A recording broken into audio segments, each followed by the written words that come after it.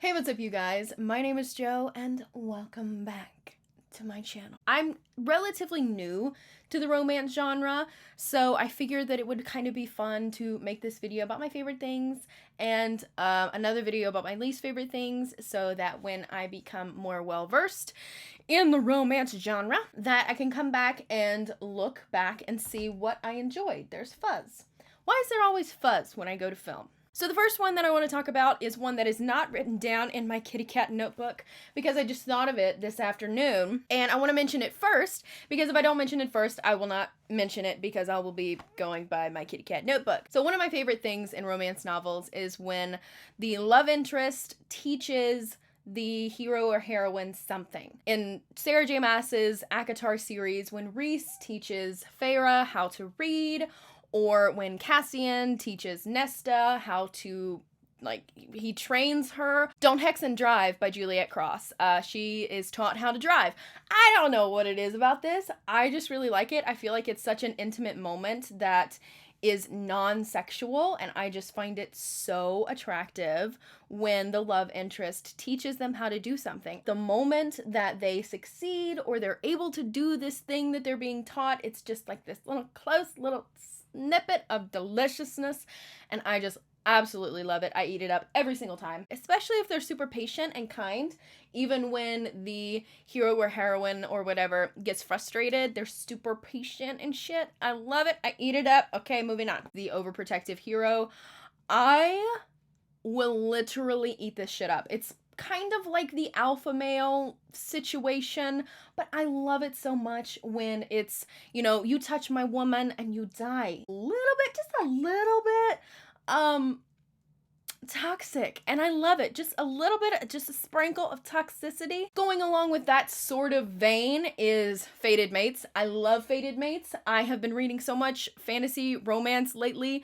The series that I'm currently reading is the Fae Guardian series. It's really, really good. I just finished the third book in that last night. They are Fated Mates. I love Fated Mates. I don't know what does it for me with this trope, but it's probably something that I need to go to therapy for. I just love it, especially if they're kind of like reluctant fated mates, or enemies to lovers fated mates, where they're like, oh my gosh, why has the universe given me you? I don't like you very much. It gets the wheels turning. You know what I'm saying? I love it. The next kind of trope thing that I want to talk about is Grumpy Sunshine. I've talked about Grumpy Sunshine a couple times on this channel, just like in reference to certain books that I'm not remembering at this moment. It doesn't even matter if the girl's the grumpy one or the guy's the grumpy one. It doesn't matter who's the grumpy one. I love a Grumpy Sunshine. I love it, and it goes kind of along the same vein as Enemies to Lovers a little bit, because the grumpy one is always just a little bit hesitant and always has an attitude, and they have a soft spot for some reason for this sunshine, golden doodle, cocker spaniel, doggy person, not doggy person, what is it? A golden retriever human. That took me so long. Anyway. Okay, so one that I like, but I haven't seen much of, is The Hero Falls First. Now, what I mean by this is that the hero falls first. Literally, it's self-explanatory. But from what I've read, a lot of the times, either the heroine falls first, or they kind of fall in love with each other at the same time. It's really rare for me to read a book where the hero actively falls first before the heroine, and I really want to see more of that in books. If you have any recommendations for that, leave them down below, babs. Okay, another thing that I want to talk about that is my favorite, one of my favorites, probably one of my top favorite things in romance. A lot of the times with romance series, you follow one couple per book. So you switch from one couple to the next couple. They're connected in some way throughout the series, but you have one book with each couple. Since I have gotten more into the genre, I've gotten a little bit more used to that. But one of my favorite things is when we follow the same couple throughout the series. My favorite thing is when you have a super, super slow burn romance that just culminates in this huge explosion of passion and love and just release of emotion.